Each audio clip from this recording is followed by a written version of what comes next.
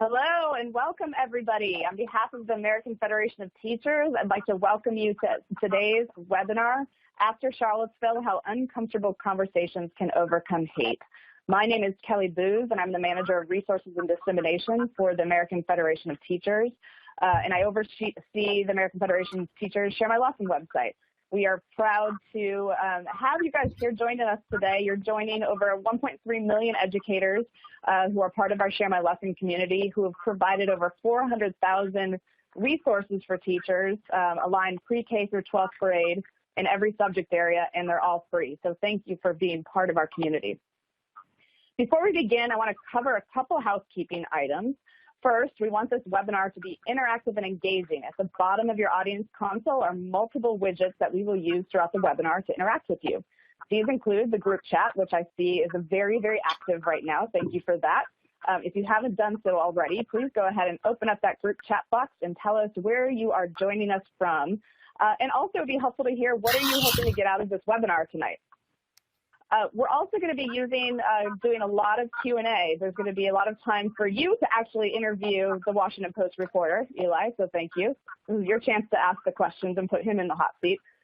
So if you have questions that you're going to want to ask or have facilitated, please use that Q&A widget, and then we'll get to that toward the end of the webinar today.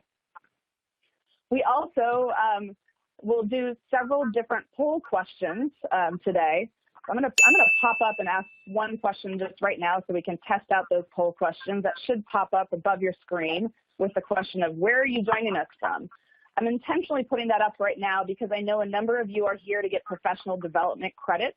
At the very conclusion of this webinar, you will be able to download a PDF certificate stating that you were a participant in tonight's webinar. But to be eligible for that PD certificate, you do need to participate in all the poll questions that we'll be presenting to you. So make sure that you're paying attention. We've got about 4 other poll questions that will be popping up during the webinar today. If you are a social media person, you can use Twitter. You can attach your Twitter account directly to your audience console and tweet along with us. We will be live tweeting this event tonight. And then for those of you who are joining on demand, continue to tweet along with us. We'll be responding to folks either live or on demand. All right, now let's get a sense of how you responded to where everybody's from and joining us tonight. Looks like we got a lot of Northeast, fantastic. And a good spread of Midwest, South, and West. Great. We've got a resource list, so if you're interested in downloading tonight's PowerPoint or getting a link to where you can purchase Eli's book, you can go through this resource list, and we'll have some links to Share My Lesson, our partners Facing History and Ourselves, and to Eli's book. And then finally, as I mentioned, this is the location of where you will be able to grab the PDF certificate at the conclusion of this webinar. All right, so I want to, again, thank everybody for being here today. In just a second, I'm going to turn this over to our Executive Vice President of the American Federation of Teachers, Mary Catherine Ricker, a fellow Minnesotan. But before I do, I just want to say thank you to our partners, Facing History and Ourselves, for helping bring this webinar today.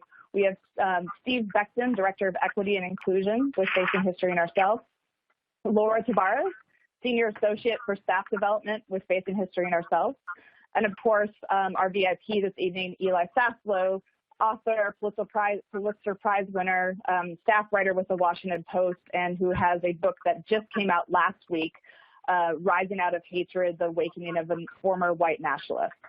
And again, I want to thank all of you guys for joining us, and particularly Mary Catherine Ricker for joining us as well and helping us kick off this webinar tonight. Mary Catherine, I'll turn this over to you. Thanks, Kelly. I am really grateful for you to be with you all tonight. Thank you so much for inviting me to participate in this really important conversation. Our special guest speaker, Eli Saslow, has done a wonderful job in moving this conversation forward, and there's a real opportunity for educators to continue moving the conversation forward as well. The AFT, as a national union, will continue the necessary work of confronting racism and bigotry head-on in its post-Charlottesville world. We know racism and hate have become increasingly emboldened since the presidential election.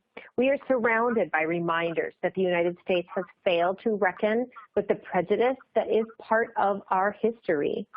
Hate crimes have actually risen in American cities, with African Americans, LGBTQ population, Jews, Latinos, Muslims being the most targeted.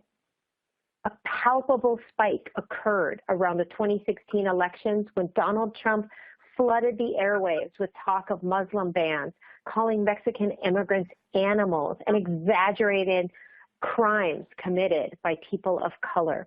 Our members, educators across the country saw this increase in their school communities. And when discrimination and violence of any kind occurs in our schools, it undermines the sense of safety and security everyone should have in their place of learning. But much more is at stake than academic achievement. Our schools must be places where children learn to appreciate America's diversity, to respect differences, and to learn how to get along with everyone from varied walks of life. And when harassment, bullying, and discrimination corrupt our schools, we need to have necessary conversations. In the years since the hate-fueled violence in Charlottesville, the AFT has worked with the Southern Poverty Law Center and other educational and civil rights groups on the need to counter hate in our schools. We feel that every American must take steps to make our schools and our communities safer and more accepting. Elected leaders from the White House across the country need to unequivocally denounce white supremacy and racist and xenophobic attitudes and actions. While educators can address these issues in our classrooms, the rest of our population, our neighbors, our community, should look at our local school boards or governments and ask if everyone in our community is represented. Is everyone being heard? Our organizations, along with many others, have signed on to a statement of principles under the banner of countering hate, and we invite others to join us. You'll see it at the Southern Poverty Law Center website, splcenter.org/countering-hate. The AFT offers resources to help educators and others address tough questions around bias and discrimination, and to have these conversations, whether it's Share My Lesson, Coloring Colorado, the American Educator, or the Albert Shanker Institute's civics education work. All provide K-12 educators and higher education faculty with educational lesson plans, resources, and supports that can be used to counter racism and bigotry. We all have a role. People of conscience, white, black, brown, or indigenous, must stand up for what's right. It may not always be easy. It doesn't always come naturally, but we can practice together. We can learn together. When we witness harassment, bullying, or intolerance, we must be upstanders, modeling courage and compassion, empathy and civility, especially in our schools. Bystanders contribute to the problem. Upstanders help stop it. And now I have the pleasure of handing it over to Laura, who will pick it up from here. I am looking forward to hearing from our experts tonight, and I am sure you will appreciate this conversation. Thank you all again for joining us. Thanks, Mary Catherine. Facing History and everyone who's on this webinar is so grateful to the AFT for hosting this incredibly important conversation. And thank you so much for really setting a tone that helps us understand the urgency of talking about hatred in the United States and really all around the world today. I'm Laura Tavares of Facing History and Ourselves, and I'm really looking forward to being in conversation with you and with Eli Saslow for the next hour. I have another poll question question for you to respond to as we do a little introduction here. Please tell us a little bit about your professional role. It's really amazing to see the educators from all over the country, from the U.S. Virgin Islands and other places who have joined the webinar and who are saying hello in the chat tonight. So please take a minute to describe your professional role. And I'm going to take a couple of moments just to tell folks here about Facing History and Ourselves, the organization that I work for. There's so many important connections between Eli's book and our work. So let's see, we have a lot of school administrators, educators, and then folks from the consultant and nonprofit area, and even some students online. So I think it's everything that you bring to the conversation, the different experiences and roles you play in the parts of the countries that you're from, I think will really inform the conversation that we're going to have. So Facing History and Ourselves is an educational organization that's been around for about 40 years, dedicated to helping students and teachers make this really important connection between their studies at school and the choices that they face in their own lives. We offer educators tools and resources to teach history, literature, and the humanities with attention to some really important themes about identity and belonging, about decision-making and responsibility, about democracy and citizenship. I'm curious to know how many folks here might be familiar with our work, either because you've done PD with us or used our materials. So as I'm chatting, please go ahead and respond to this next poll question. So in Facing History, our work is really to explore history, not just as a series of events in the past, but as a way to ask questions about ethics and civics. And we look at really hard moments in history, moments when human rights were violated, when neighbor turned against neighbor, when democracies were under threat. So those of you who know our work might know about case studies on the rise of the Nazis and the Holocaust, the history of race in the United States, including Reconstruction and the Civil Rights era, or maybe some of our guides to novels like To Kill a Mockingbird. What all of these case studies have in common is moments of hatred, prejudice, discrimination, and even violence. They're moments that call on us as educators not just to invite academic learning and critical thinking in our students, but also to really nurture emotional engagement and ethical reflection. So there are quite a few folks here who are connected with Facing History in some way, who've done PD or used resources. For those of you to whom Facing History is entirely new, we're really glad to be introduced to you in the context of this webinar, and we'll be sharing other resources and opportunities where you can learn more and maybe engage with us a little bit more deeply. So tonight, we're in conversation with Eli Saslow. And we put a frame around this webinar of the idea of uncomfortable conversations, because we know that all those histories I mentioned are uncomfortable to study, in part because they're not purely in the past. The events of 2017 in Charlottesville are just one example, as Mary Catherine described, of the way that racism and white supremacy are forces in the present too. And this is part of the story that Eli tells in his book, Rising Out of Hatred. I think Eli and Facing History and the AFT all believe that teaching and learning about these moments in the past and in the present is something that can help us better understand our own choices, our responsibility to each other, and what it takes to create inclusive communities and healthy democracies today. So Eli Saslow is a Washington Post staff writer. He won a Pulitzer Prize for explanatory reporting in 2015 for a series of stories on food stamp recipients. And he also wrote the really widely read profile of Derek Black that became his new book, Rising Out of Hatred, which I read eagerly and with so much interest. I think this group will also appreciate that Eli comes from a family of teachers and I think knows really deeply what it means to be in a school and in a classroom and to work with young people. So Eli, thank you so much for being here. Thank you. Yeah, I'm so thrilled to be here. And like you said, as the son of two teachers and the brother of another teacher, I'm just deeply in admiration of the work you all do. And I hope that I can, in some small way, be helpful to facilitating a little bit of that. Thanks, Eli. So I'd like to start with a question about context. Your book about Derek Black's story is coming out at a time when hatred itself seems to be really on the rise. So I'd like to ask you, as a journalist who, observes the scene in the U.S., where are you seeing hate in the headlines? Do you think racism and white nationalism are becoming more mainstream in the United States today?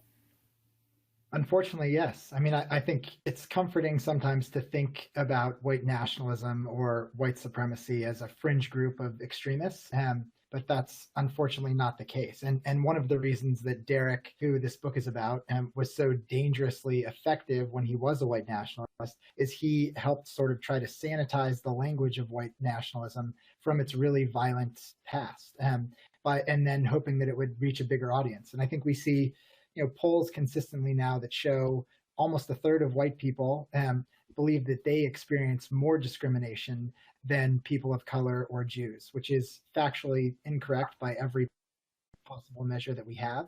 But by sort of playing to that real sense of grievance that is false, but that exists in big parts of the country, white nationalists have been able to be really successful. And now I think we see a lot of these talking points in our mainstream dialogue all the time, whether it's talking about, immigrants as racists, or talking about spreading myths about criminal behavior, black on white crime, things that are factually incorrect, but unfortunately have become a major part of our political discourse.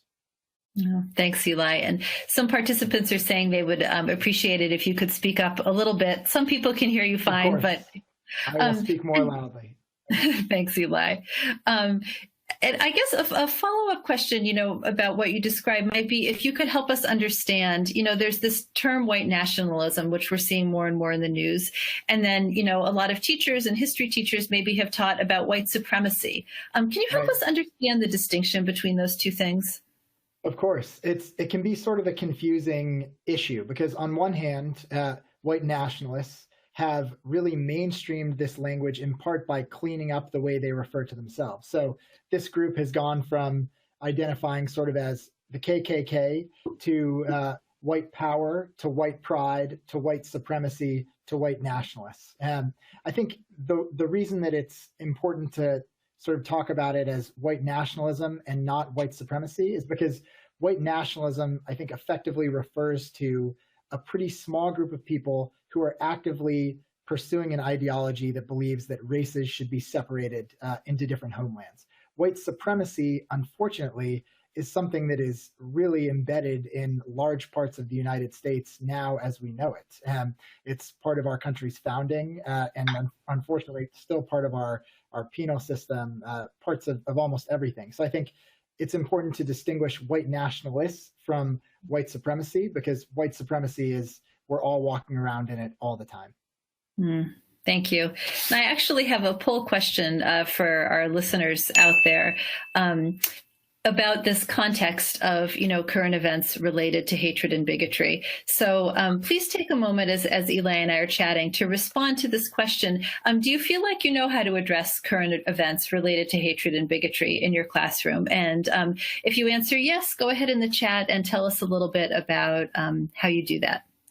So Eli, you found this amazing story of Derek Black. And, even as white nationalism and white supremacy seem to be on the rise in the U.S., Derek is discovering a different way of life and a different set of beliefs. So please tell us a little bit about who is Derek Black and why did you want to tell his story?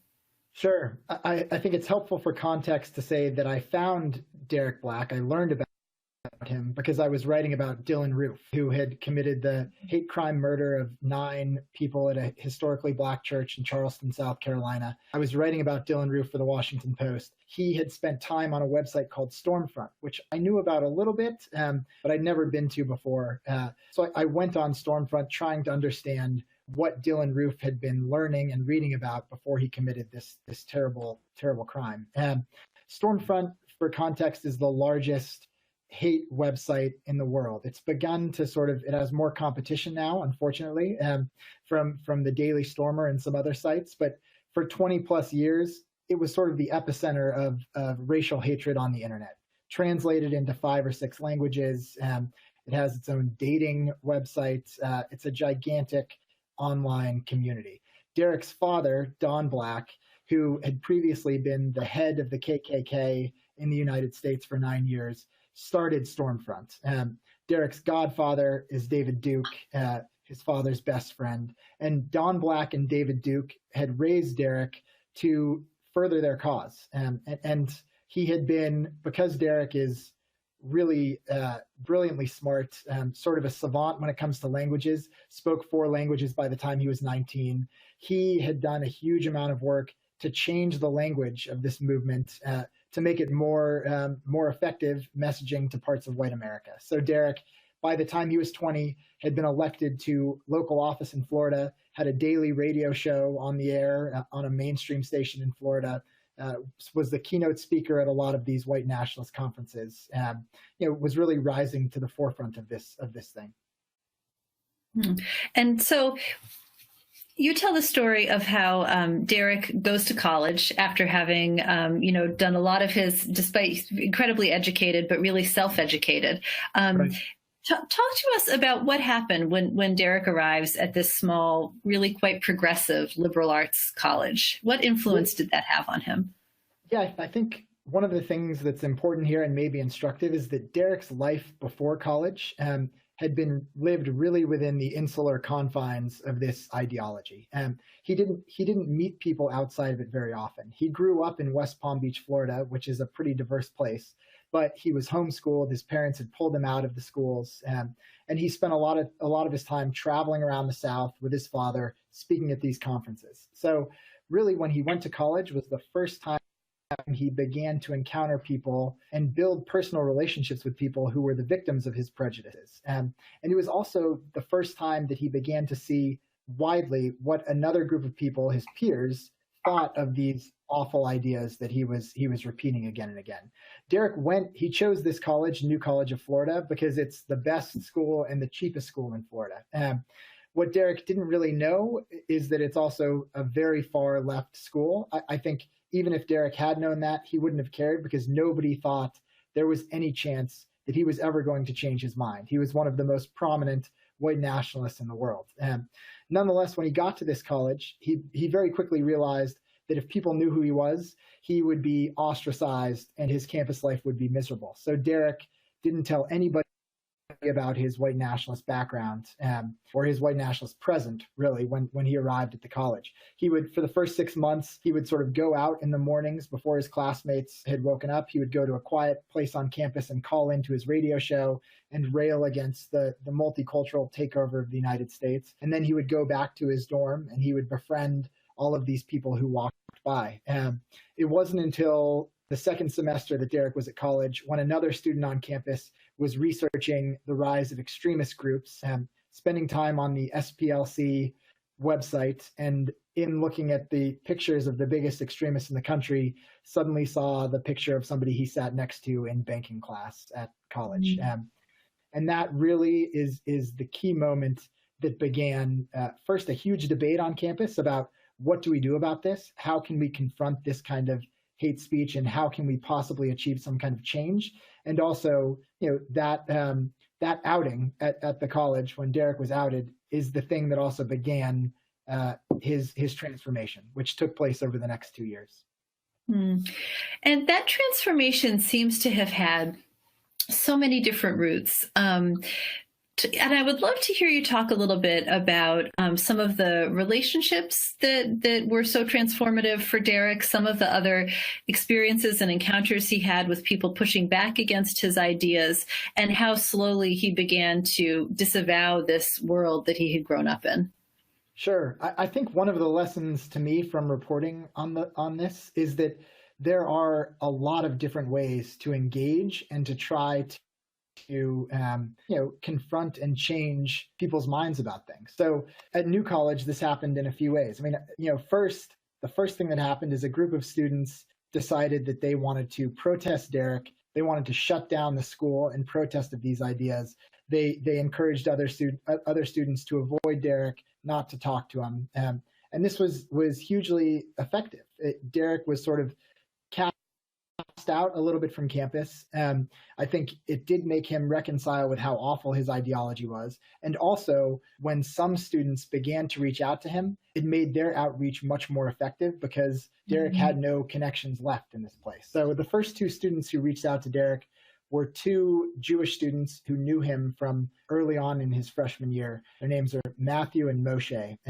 And they decided that they were going to have this very tactical strategy of trying to build a relationship with Derek, not a case against him, but that they were going to invite him over for dinner and then continue to invite him over for dinner, for Shabbat dinners each Friday night, and not talk about these ideas. They were just going to try to build a friendship, hoping that that friendship eventually would help Derek see past his prejudices to the people and to see some humanity in Jews, which, for those of you who know much about white nationalism, in like the awful pyramid of white nationalist beliefs, Jews are sort of enemy number one. White nationalists believe that they have been propagating a scheme of multiculturalism. So Derek had said terrible things about Jews and had written them, on his website on Stormfront. And Matthew and Moshe had gone back through and had read all of these posts and had actually printed them out and taped them privately in their dorm room. But they decided that they thought the best chance to change Derek's mind was still to engage with him and to try to build a relationship. And I think that relationship was hugely impactful for Derek. Derek had spent a lot of the first 20 years of his life living in a culture that essentially denied the existence of the Holocaust. And now every Friday night, he was sitting across the table from Moshe, a student who came from a family of Hungarian Jews that had essentially been wiped out at Bergen-Belsen. And I think hearing about that history and also seeing its personal effects began to wear away some of Derek's ideas. That's so interesting.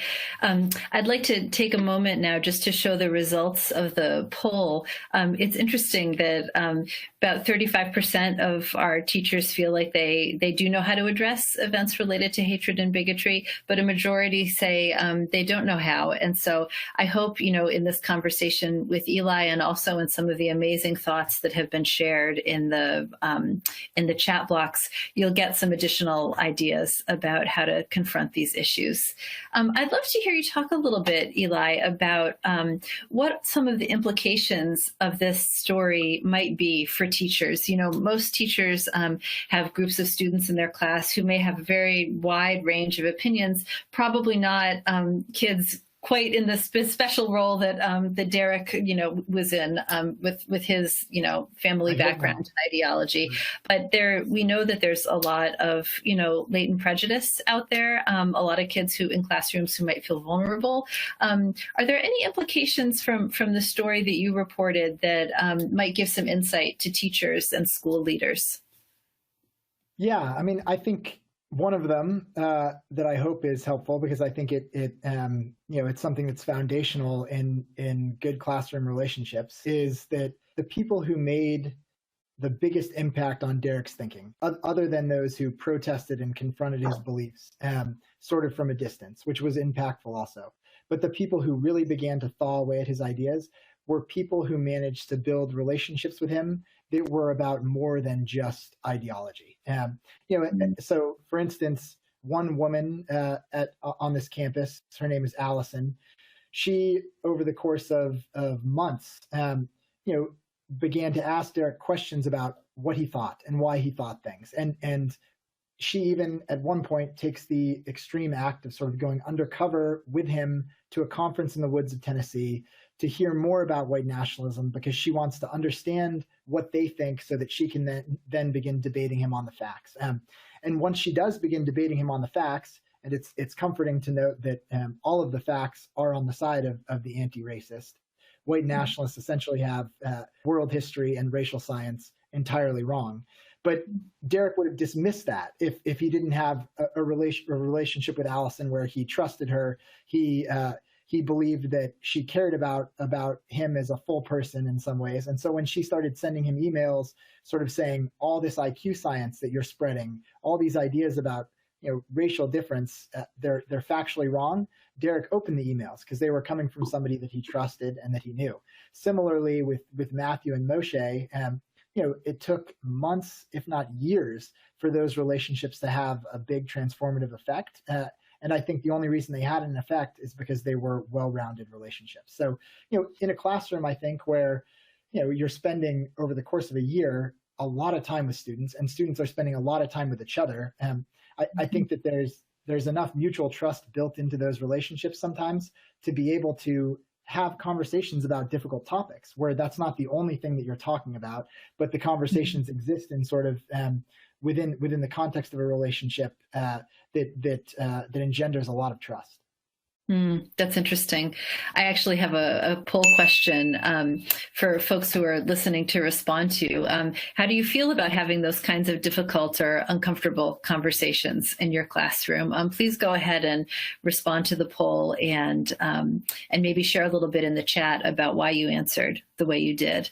And a moment ago, I shared a slide of the op-ed that Derek wrote that appeared in the New York Times about why he left white nationalism. And I think there's a lot of conversation around this book, both about how and why, Derek's worldview was transformed, but also about sort of where he is now and how that transition has been for him. Can you talk a little bit about what happened as Derek renounced these beliefs and what the sort of consequences were for him in his life? Sure. I think this story is filled with courageous acts from all of these other people on campus, but I think the last act that required real moral strength was Derek's in deciding not just to disavow this ideology once, which he first did in a long letter to the Southern Poverty Law Center, but in deciding to seek up against it again and again and again. I think Derek realizes that he caused real damage, and real damage that persists. I think one of the things that haunts him is the feeling of, how many people were in Charlottesville marching there because they had gone to his White Pride page for kids, or because they had heard him talking about this stuff on the radio. I don't know what that number is, but I'm sure it's not zero. And I think that for Derek tears him up and haunts him, but also is a motivating factor to speak up against this again and again, and to try to counteract the damage with the same force that he caused it. And that has driven a huge wedge for him in between these two parts of his life. His family experienced Derek's transformation essentially as a death. Ideology was always at the core of their relationships, and they have not been able to rebuild much of those relationships. He sort of was cast out into the wilderness, was the phrase that he used to me when he disavowed this ideology. So many of the people who were influential in his transformation have also sort of taken it upon themselves to form a bit of a new community for him, so that he has something now in his life to go back to.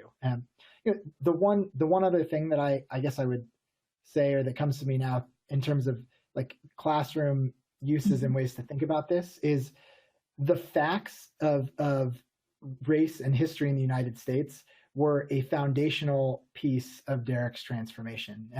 When he began to, in a community that fosters Holocaust denial and all this other like racial misinformation, the facts are a huge enemy. And so as Derek began to read and learn more about the Holocaust, as he began to learn more about world history, at first Derek had thought that, white Europeans had been the great conquerors during the Middle Ages. And in fact, as he started studying and learning more, he realized that those people didn't even identify themselves as white. White was a nebulous concept at that point that didn't really exist. And in fact, the Islamic society was far ahead of the European society in the 9th and 10th century. So, I think the accurate teaching of history, and also teaching that history as present, and sort of, especially as a country, our flawed ideas about race, teaching that as a present danger and not a past danger, is a huge part of what began to change Derek's thinking. Yeah, thanks, Eli. I think a lot of educators on this webinar will know that teaching about race, both historically and today, is so important. I know it's something that many of you are engaged in, and it definitely is one of those conversations that can be very uncomfortable. I'm going to broadcast the results of the poll now. And it seems like almost equal numbers of people say they're very comfortable opening uncomfortable conversations in their classroom. They think they're important. Some people say, I see the value, but don't know how to manage them. And a small percent, 1%, says, I avoid them at all costs. Certainly, we know that the stakes can feel really high. I want to bring into the conversation now my colleague, Stephen Becton. He's the program director for equity and inclusion at Facing History and Ourselves. He works in our office in Memphis. And Steve is a master educator who facilitates a lot of really deep conversations about identity, race, and justice with groups all over the country. So I asked Steve to join us tonight because I know that he can offer some insight about how to approach these really important discussions in the classroom. So, Steve, what I wanted to ask you is, it seems like a willingness to engage across difference is really crucial in combating hate. Certainly, that's one of the, the insights from Eli's book about Derek Black. But we know that engaging across difference in the classroom can be really fraught, both for students and for teachers. So I wonder what advice you have, from your own practice that you could share with educators on this webinar about how to productively approach conversations about difference and even about hate. Hi, thanks, Laura. And it's been fascinating to listen to the conversation and with Eli, and I've been reading the chat, and a lot of the educators in the chat have been sort of addressing this already. So I'm gonna want to validate some of the things that you all are saying, and maybe also some frameworks from the way I think about it. And what I want to share with you very briefly is also reflective of some of the approaches that we take at Facing History and Ourselves. First of all, there's a question about whether we should navigate the conversations in the classroom. And I say that we absolutely should, because it's not just a rhetorical question, but where else can students practice democracy if not in the classroom? Where else can there be the opportunity to get it right, to some days to get it wrong, in a space that they can get it right sometimes and get it wrong the next day and have an opportunity to grow and to learn? So this is what a classroom it's about. So students need that opportunity to engage, even if it's messy. They need the opportunity. But as the educator, how do you do it? And how do you, in some ways, even protect yourself? I would say we don't want to discount that ideal of norms, right? Set in the safe space and the norms. I think I've seen that in the chat quite a bit. We don't want to discount the importance of that. But I love to start the conversations also with really talking about bias and implicit bias, that we all operate in it, to let students know that that we all have implicit bias. Teachers have it, students have it. And how do we enter the conversations being critically conscious of our own bias? Not judging other people, but being critically conscious and navigating our own bias. I think this is very helpful. I think another thing that's quite helpful, and educators, again, doing this would take some of the lift off you, and that is to ground the conversations historically and in primary source documents. That's how you can bring the multiple perspectives in, that you can bring them in through historical grounding and primary source documents that looks at various points of view on a topic. For example, Charlottesville, so many important themes: racism, supremacy, white nationalism, anti-Semitism, contested memorials. There's so many themes there. So as an educator, gives these moments you can ground them in great content to bring the multiple perspectives. But I do want to say something about multiple perspective versus moral relativism, right? So we do want to bring multiple perspectives, but when we're talking about hatred and bigotry and things of this nature, dehumanization and violence, we have to be careful to say that every opinion is valid, though. That any time there's hatred and dehumanization and the willingness to cause harm to other people, that's not about multiple perspectives. So we want to be able to call wrong wrong. I think that's part of our responsibility. And then thirdly, I would say help students to be more media literate. And I actually want to, in a minute, ask Eli to talk a little bit about that. How do we help students to really look at what's going on and separate? I call it clearing the fog, F-O-G. Separating the facts from opinions, from generalizations, so that they can really understand an event before they unpack it. And then how do we get out of the way as educators? All of you teachers know that the best learning happens when you can step back and get out of the way and let the students learn from each other. I suggest that the best way to do that is to make sure that you're introducing great pedagogy, great discussion strategies that lets you get out of the way, but let the learning continue to happen. You can find a lot of those strategies on our website at facinghistory.org. That will give you all kinds of strategies to help you say, hey, I want kids to talk and to talk responsibly and civilly. I also want them to speak rigorously. Let's use these strategies to help us get there.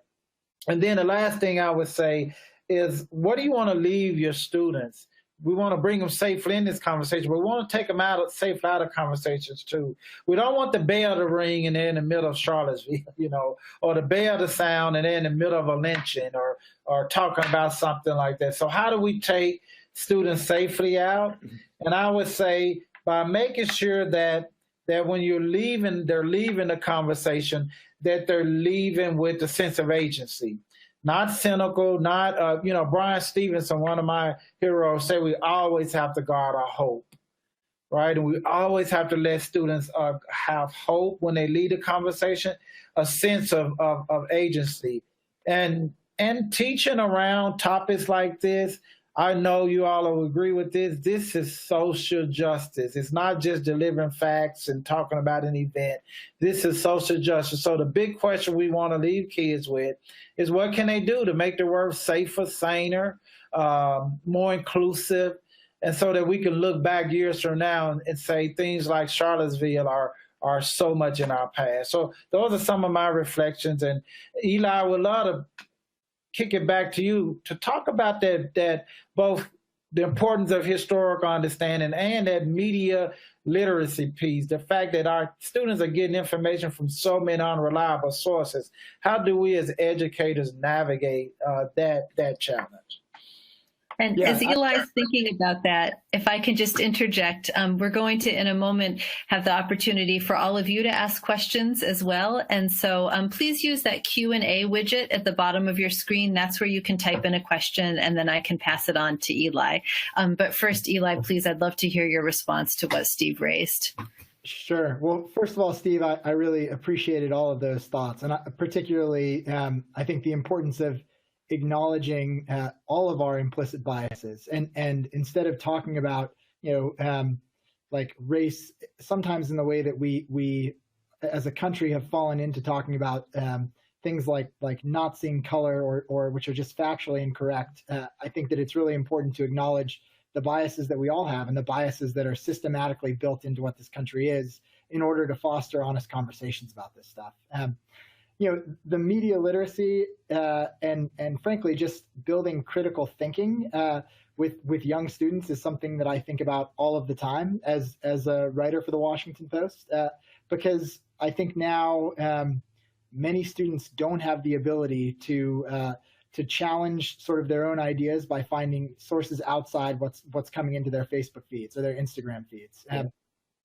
And I see it all the time in my own job, where I'll call people in one part of the country, and when I'm calling them from the Washington Post, I'm celebrated as doing work that is patriotic and heroic. And I'll call people in another part of the country, and I'll be hung up on when I introduce where I'm from, because people are coming in with their own ideas about media and what we do. So I think the most important thing is to challenge students to look at sources that are different from what they're seeing all the time. And that means, if you're seeing something shared on Facebook or ideas shared on Facebook, go to a website that fact checks, whether it's the Washington Post or Snopes or other places, and dig a little bit deeper into what you're saying. Because a lot of the way that these dangerous ideas spread is through the spread of misinformation, whether it's racial stereotypes spreading through Facebook memes or things like that.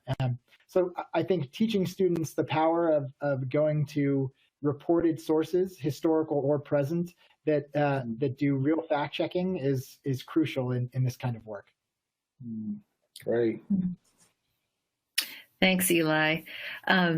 So please use the Q&A widget to write some of your own questions. I'm going to share one that just came across. One of our participants wrote, as a sociology grad student, I'm interested in addressing bigotry on a larger scale beyond the classroom.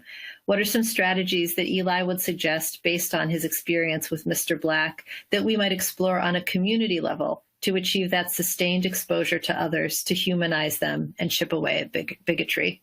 Got any thoughts about that, Eli? It's a great question. I think the primary thought is that, unfortunately, in this national climate and in our national moment, we all have the opportunity to address bigotry all the time. It exists all around us in our public spaces and probably in our private conversations. Derek would often say that he and his father, when they were trying to spread the white nationalist movement, they were looking to recruit people who would say things like, "I'm not racist, but." And I think it's that kind of language that surrounds us all the time, where people are spreading misinformation about immigrants or spreading false stereotypes that are now so, they define so much of our national narrative. And so I think the first small act is, when you hear that kind of stuff, when you hear those conversations, to be the person who says, "No, that's actually not right," or "Stop that. That's not an okay way to talk about it." And I think that takes a lot of courage, but just being the voice in the room who's willing to do that, I think is a huge and important first piece of forging some kind of changes here. Yeah. And I think that's something that really comes across so well in the book when you see the way that the whole spectrum of ways that people in the college community engaged with Eli. I think it really does show a whole range of what upstanding looks like. And I think that's what you're describing as well. I've been checking in on some of the questions. One person said, "I'm right there with you on, all of these ideas. Please, can you give us some more lesson plans?" So I want to just take the, teachers, right? And we do want to give you more lesson plans.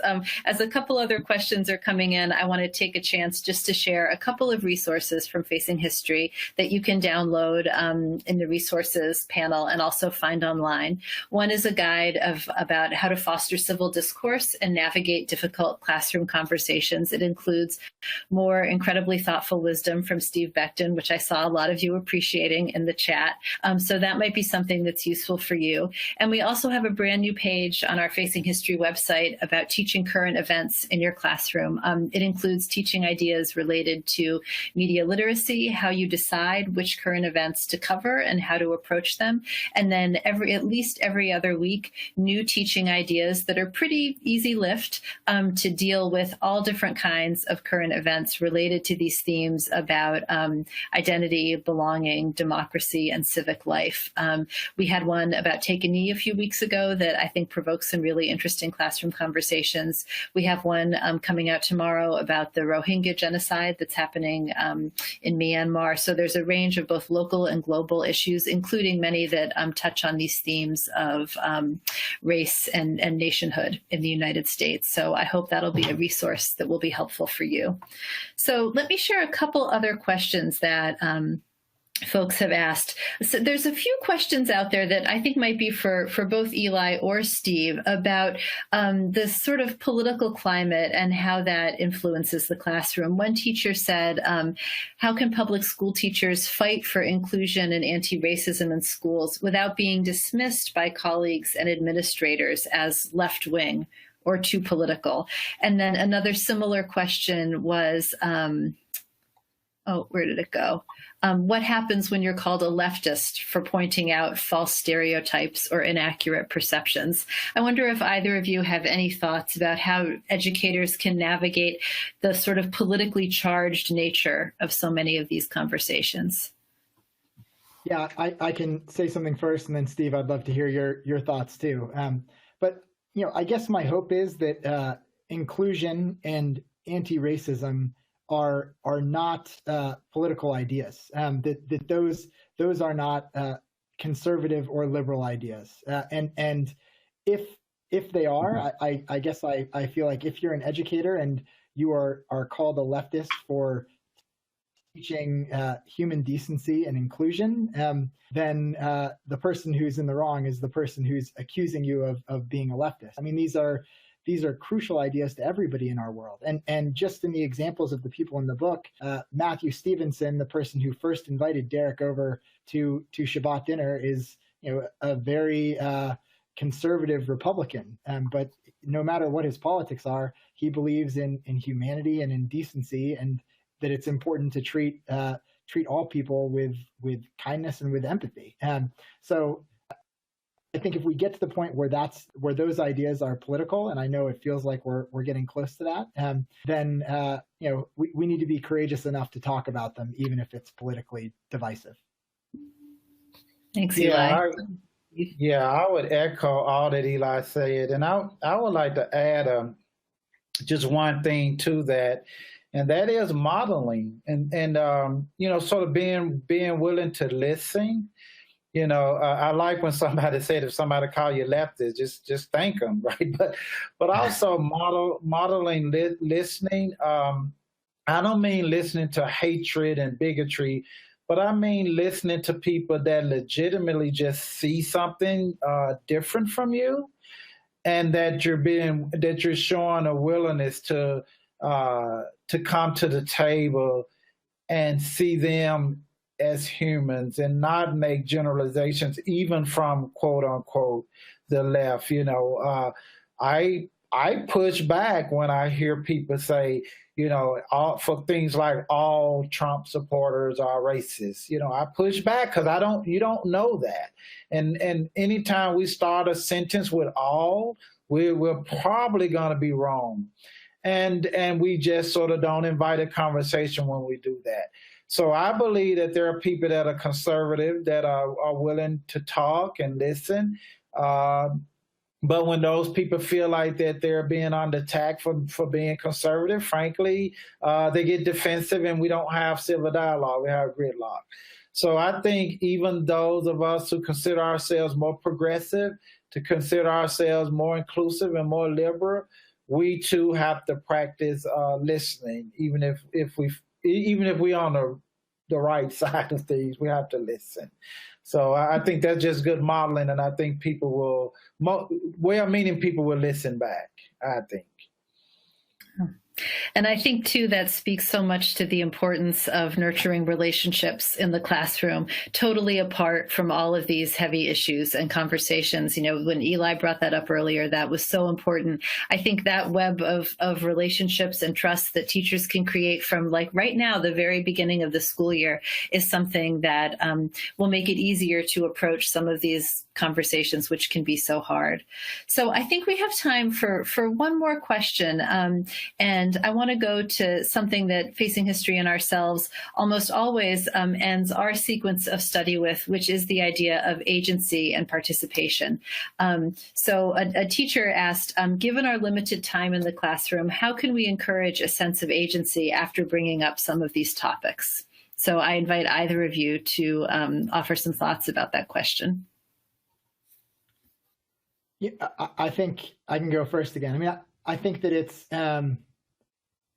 our agency in these conversations is the only thing that we have.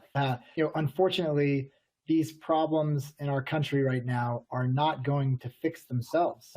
In fact, they're only growing. And I think another thing that I learned through reporting this book is, based on the way demographics are changing in the United States, based on a lot of the really problematic ideas, racial ideas that are rooted in what the country is, these problems are not likely to get smaller unless we confront them. And I think that I wish that there were answers for how to do that on a national level that solve the problems quickly.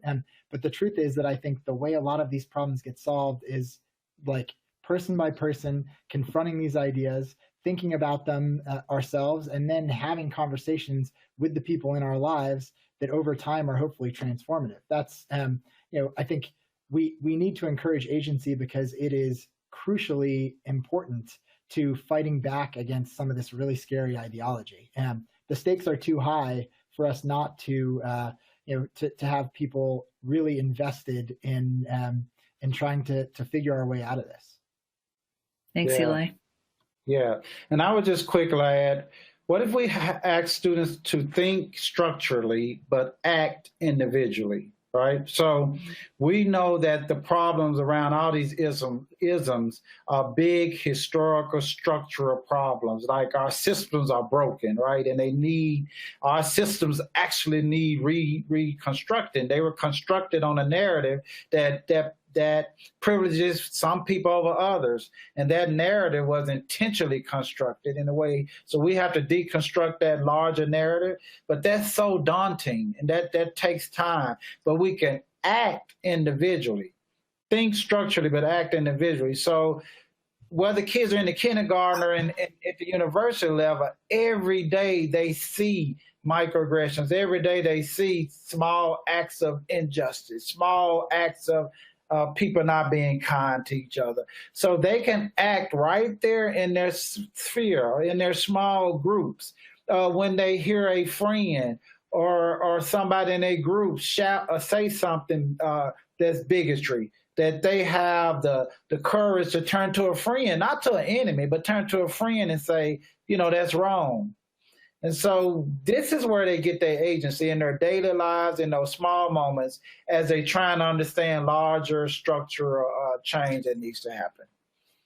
Yeah, and I would piggyback on that really quickly by saying that the other thing that I think is really important to note is that change is possible. Like it's, and I think that's one of the things that really makes Derek's story resonate with me and also important is because if somebody who is the future heir to the white supremacist movement in the United States can somehow end up so far on the other side as like a rising in prominence anti-racist fighting back against these ideas, I think all of us can help foster much smaller changes in the lives that we encounter all the time. And so some of it is just as you said, quoting Brian Stevenson, who I also adore, is like fostering that kind of hope. Like change, it is possible, and encountering these kind of microaggressions on a student to student level can make a major difference. So I think that's the other thing. Thanks so much to both of you. It also strikes me when we think about, what's in our toolbox as upstanders or as people who want to have agency. You teachers, you are out there teaching the skills of literacy, of writing, of voice. And, in Eli and in his work, we see how being a storyteller and being a writer is a tool that can really have a profound effect in the way that your book, Rising Out of Hatred, is doing. So I think the book itself is a really interesting model of a way to use voice and tell stories that can be really transformative. And I want to let everybody on the webinar know that in the coming days, you'll receive an email to follow up on the webinar from Facing History, and it'll include a free excerpt of Rising Out of Hatred that I think you'll really enjoy reading. And some of you, depending on what grade level you teach, might even want to bring it into the classroom and start some conversation based on that. I hope that in tonight's webinar, you found also a lot of solidarity with other educators. When I see what's in the chat, the way that people are sharing resources, asking questions, supporting each other, I hope you get the sense that though the work of doing anti-racist education in the classroom can feel really lonely and hard, you're actually not alone. And you have a lot of colleagues out there across the country in public schools who are leaning into this important work. So Steve and Eli, I want to say a huge thank you for being part of this conversation. I know that I have learned a lot, and I just want to quickly, for our last couple of minutes, hand the reins back to Mary Catherine Ricker, Executive Vice President of the AFT, to close us out. Thank you so much, Laura, Eli, Steve, all of our participants tonight who joined us. Thank you so much for joining us. Thank you to our presenters for your invaluable input and time. You've given us so much to think about. You've given us so much to act on. What I want to leave you with is this. The American Federation of Teachers reaffirms our steadfast opposition to racism and bigotry. Opposition that has animated us throughout our union's history and declares that appeals to racism and bigotry are poisonous, and to the democratic spirit that has inspired the best traditions of our nations and holds the best hope for our future. AFT sustains and upholds the principle of solidarity, that an injury to one is an injury to all, which defines us as a union of educators, healthcare professionals, state and local government workers, and declares that an attack on any people, an attack on immigrants and refugees, people who are Latino, people who are African American, Native American, Asian American, other people of color who are Muslim, who are Jewish, attacks on any of us will be treated like attacks on all of us. And it is with that understanding that we support educators having these necessary conversations in our spaces of learning. AFT will continue to do the work we have been doing to counter hate, using our common commitment to ensuring every student's equitable access to high-quality public education is a safe and supportive environment that fosters certain fundamental qualities, like a positive sense of a student's own identity, empathy for others, the ability to appreciate and move beyond differences, awareness of injustice, critical thinking skills to discern fact from fiction, and skills and dispositions to take action to solve problems. This is what our children deserve. What we have is to have the hard conversations now to move this work forward. I want to thank everyone who made this webinar possible, including Share My Lesson and the leadership of Kelly Booz. Share My Lesson has great resources for those in the education field who want to have these necessary conversations. We'll all be better off because of it and help push this country towards what Dr. Martin Luther King Jr. called the beloved community. Thank you, everybody, and good night. Thank you. Thank you, Mary Catherine. So appreciate your time and for being here today. Want to make sure that sorry, I'm having a little audio issue, but I want to say thank you again. You should all now be able to download your PDF certificate. I'm putting that little widget up there so you can see it. That is a PD certificate where you can now download that certificate. Now, if you're joining us through a smart device or a tablet, you won't be able to download that just yet. You will have to log back in at a later time to download that from a desktop or a laptop. We will be sending an email to you about an hour after this webinar concludes, and then this webinar will be available on demand for the next year. So if you missed part of this or missed a poll question or unable to download that PDF certificate, please come back and join us on demand. And also share this with your colleagues. Let them know that this is available and you can still get a PD certificate for participating live. I really want to thank our speakers. Eli, thank you so much for joining us. Laura, Stephen, Mary Catherine, we very much appreciate this very rich conversation that we've had. And as part of this webinar, if you didn't join us last year when we did the webinar shortly right after the Charlottesville incident, we'll make sure that that is part of the thank you email that you'll get as well, because that was also a rich webinar that we were able to do with Facing History and Ourselves, Anti-Defamation League, Tolerance. So again, thank you very much, and I'm looking forward to continue this conversation. I'm looking forward to diving into this book, Eli, so thank you. Eli, I'll let you say the final words before we close off. I'm just really grateful to all of you for making this happen, and I feel like, of course, this is just the beginning. Obviously, the real work is up to all of you in the classroom, and I'm so grateful to you all for what you do and for carrying this forward. So thank you for that. Great and terrific. And with that, we're going to go ahead and conclude this webinar. If you also wouldn't mind giving filling out the survey at the end. We love getting feedback from you. It's always very helpful so we can refine and continue to add online for free for you. Thanks again. Thank you.